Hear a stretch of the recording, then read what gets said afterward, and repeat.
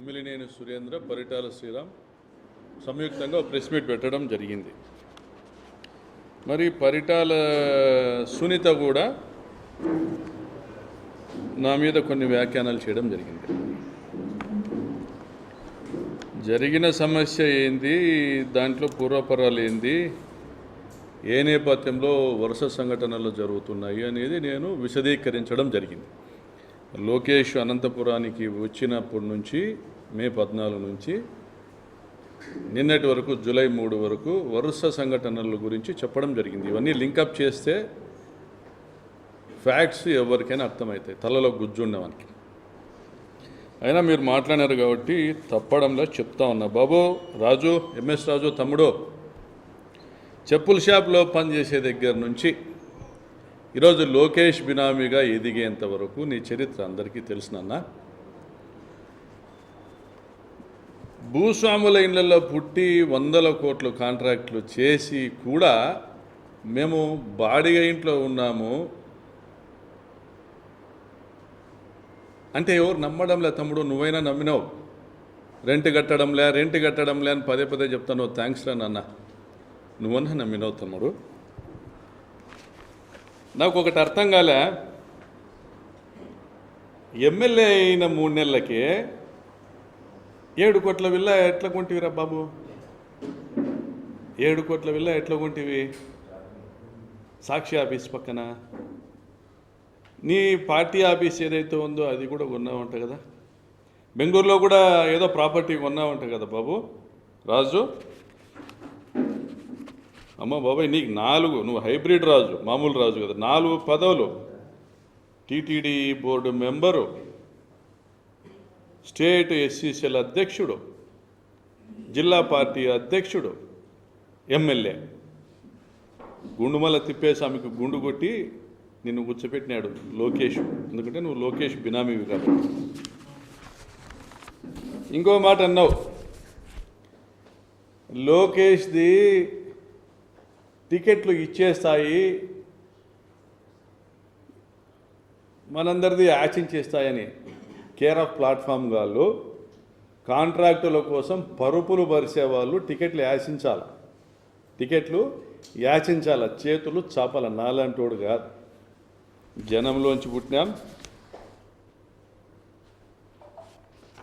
జనంతోనే బతుకుతా ఉన్నాం. మా జీవితకాలం జనం కోసమే వెచ్చిస్తూ ఉన్నాం. మా సంపాదన, మా కాలము మొత్తం జనం కోసమే వెచ్చిస్తూ ఉన్నాం. మా నియోజకవర్గంలో సందుకు పోయినా, ఎక్కడ పోయినా ప్రకాష్ రెడ్డి అంటే ఏందో చెప్తారు. మీ కార్యకర్తలే చెప్తారు. మా వాళ్ళు చెప్తే అది సెల్ఫ్ డబ్బా అనుకోవచ్చు. ఇంకా నువ్వేంట్రా నాన్న, ధర్మవరంలో ఉన్నావు, నీ పని ఏదో చేసుకుంటా అన్నావు, అగరొత్తుల గురించి మాట్లాడుతూ అన్నావు. చమన్ సాబ్ అనుకుంటివా అగరొత్తులు పెట్టేదానికి? చమన్ సాబ్ అనుకుంటివా అగరొత్తులు పెట్టేదానికి? అయినా నాకెందుకురా గన్మెన్లో బుల్లెట్లు ఎన్ని వాడారో గవర్నమెంట్కి లెక్కలు చెప్పాలా. నేను లెక్కలు చెప్పాల్సిన అవసరం లేదు. అది నాకెందుకు గన్మెన్లో? మరి ఏమో సునీతమ్మకు పొద్దాక చచ్చిపోయిన మొగుడిని లేపుకొని ఏమో 7 ఏళ్ళ తరబడి రాజకీయం చేస్తుంది. సంవత్సరానికి ఒకసారి వర్ధంతి, ఒకసారి జయంతి. పరిటాల రవి పేరు చెప్పింది ఆ అమ్మ పూట గడవదు. ఎందుకంటే ఈ అమ్మ పరిస్థితి ఏందో తెలుసు పరిటాల రవి అభిమానులకి. అది కాదు సునీతమ్మ, నాకు అర్థం కాదు. నిన్ను ఒకటి అడుగుతా, నీ మొగుడు నీ కల్లోకి రావాలా కానీ నాకెందుకు వస్తాడు కల్లోకి? మర్చిపోయినావా? కళ్ళకి కూడా రానంత మర్చిపోయినావా? నీ మొగుడు నీకు కదా కల్లోకి రావాలి, నాకెందుకు వస్తాడు? మరి ఇంకా ఏదో చెప్తున్నారు. నాకు తెలిసి సునీత మాట్లాడిందో శ్రీరామ్ మాట్లాడినాడో పిచ్చుకుక్కల గురించి అనుకుంటా. మున్సిపాలిటీ వాళ్ళు తిరుగుతూ అంటారు వ్యాన్లు వేసుకొని. పిచ్చుకుక్కలు కనపడితే దాన్ని కాల్చి చంపి బుడుస్తా అంటారు. బూడ్చిన ప్రతి ఒక్క పిచ్చి కుక్క కల్లోకి వస్తుందా? నీ కొడుకును, నీ కుక్క పిల్లను ధర్మవరంలో కట్టేసినావు, నీ ఇంట్లో కట్టేసుకో. మున్సిపాలిటీ వ్యాన్లు ధర్మవరంలో కూడా తిరుగుతున్నాయి, మున్సిపాలిటీ వ్యాన్లు ధర్మవరంలో కూడా తిరుగుతున్నాయి ఈ మధ్యకాలంలో. మరి సురేంద్రబాబు, నీ చరిత్ర ఏంది నాయనా? ఎవరు నాయనా నువ్వు? యా ఊరు నీది?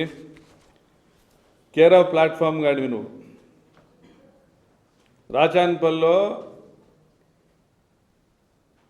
సిమెంట్ బ్రిక్స్ ప్లాట్ఫామ్ వేసుకున్నావు.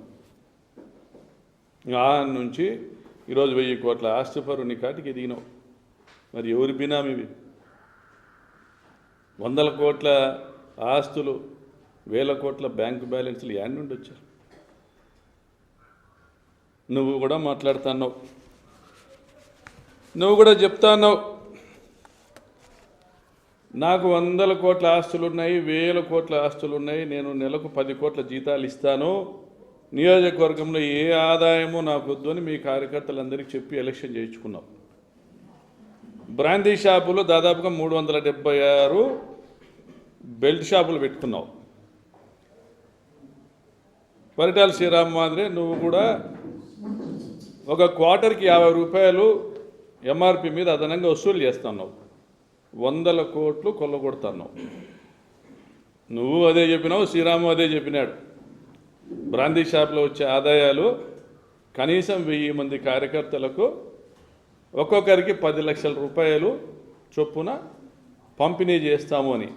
ఎంతమందికి ఇచ్చినావు బాబు? సురేంద్రబాబు, నువ్వు ఎంతమందికి ఇచ్చినావు నాయన? శ్రీరామ్ బాబు, ఎవరికి ఇచ్చినారు? ఎదురు చూస్తున్నారు మీ కార్యకర్తలు. మీరేమో బలుస్తానే ఉన్నారు. ఇవి కాదని ఇక మన బీటీపీ ప్రాజెక్టు పూర్తి కాలే. మా రంగయ్య ఏమో మాధవ్ని వేసుకొని, ఆ మహాలక్ష్మిని వేసుకొని ఈ NH 544D ఈ హైవే తీసుకొచ్చా. గడ్కరీ దగ్గర తిరిగి పనులు నువ్వే చేసుకుంటివి. అనంతపురంలో నీలం సంజయ్ రెడ్డి ఫ్లైఓవర్ నుంచి పంగల్ రోడ్డు వరకు వర్క్ తెచ్చా, నువ్వే చేసుకుంటివి. సోమలదొడ్డి నుంచి కలెక్టర్ ఆఫీస్ వరకు వైడనింగ్ వర్క్ తీసుకొచ్చిరి మా ఎంపీలు, నువ్వే చేసుకుంటివి.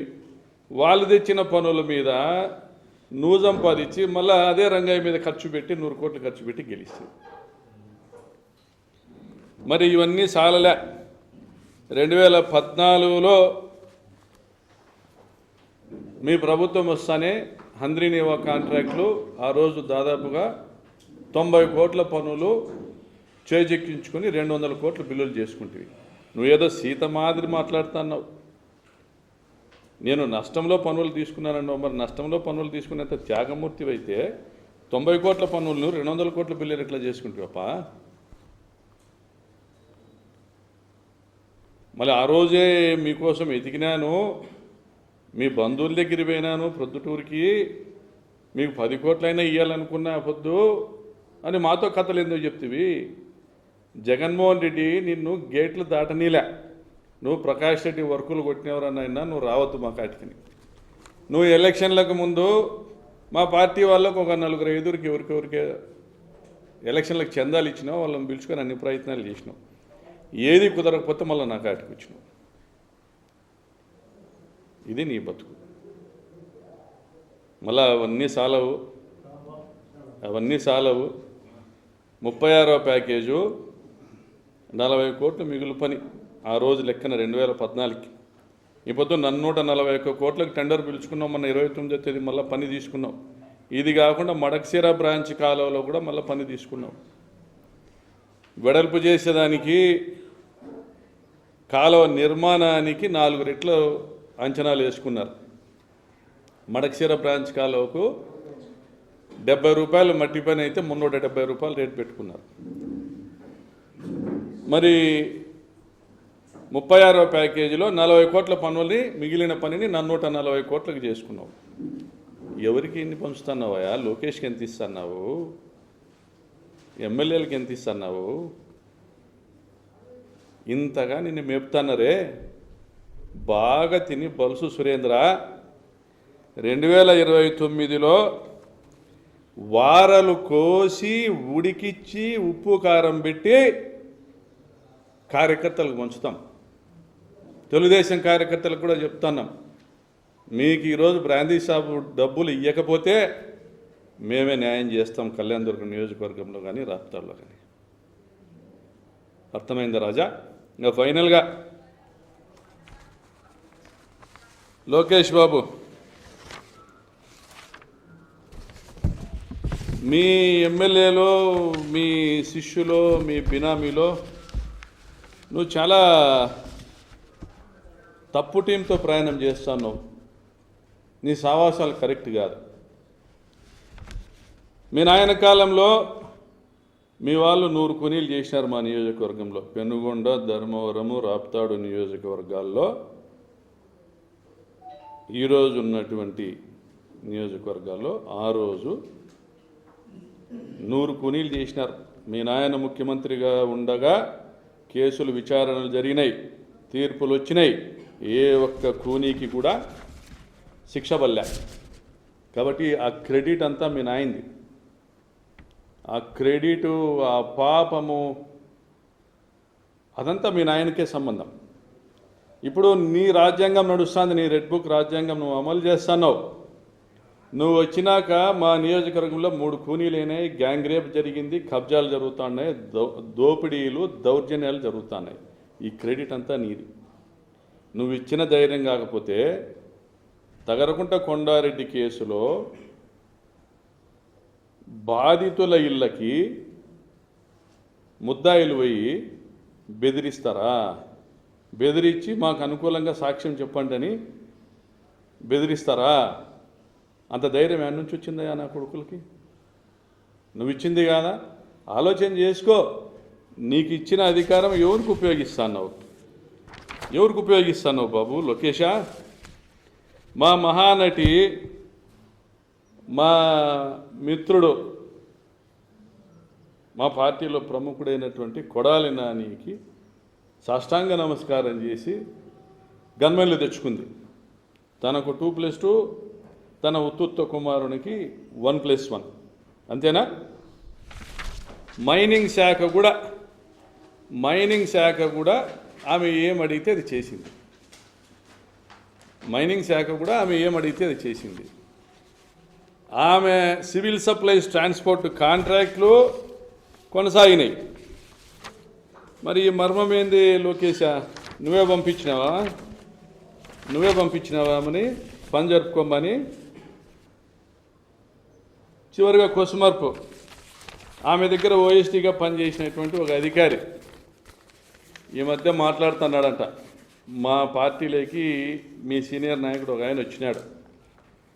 ఆయన మొన్న మా బాస్తో చెప్తాండా, అన్నా సునీతం అంటాందంట, ఆ ఓఎస్టీ సోన్సో రెడ్డి చెప్పినాడు, ఇప్పుడు ఎలక్షన్ పెడితే కూడా 150 సీట్లు జగన్ గెలుస్తాడు అని అంటాందంటనా అని చెప్తున్నాడు. ఇట్లా ఆల్రెడీ మా బాస్కు ప్రేమ లేఖలు వస్తున్నాయి. నాకు తెలిసింది ఇది ఒకటేనబ్బా, తెలియకుండా ఎన్ని లేఖలు వచ్చినాయో నువ్వే చూసుకొని అయినా 29లో ఏడుంటావో ఏమో, జాగ్రత్త పడు. చివరిగా చెప్తానా సురేంద్ర, 2029లో జగనన్న సీఎం అయ్యేంత వరకు ఏ త్యాగాలైనా చేస్తాం. తర్వాత జగనన్న మాట కూడా వినము. 2029 తర్వాత జరిగేదిడా, అమలయ్యేదిడా తోపుదుర్తి రాజ్యాంగమే. ఖబర్దార్. ఊచలు లెక్క పెట్టిస్తామో, సిబిఐ ఎంక్వైరీలు వేస్తామో, మీరు దోచుకున్న సొమ్మును ధర్మవడ్డీతో, ఎంతన్నా ధర్మవడ్డీ అంటే ₹1.5 వడ్డీతో వసూలు చేసి మీ కార్యకర్తలకు, మా కార్యకర్తలకు కూడా పంచుదాము. ఇదైతే ఫిక్స్.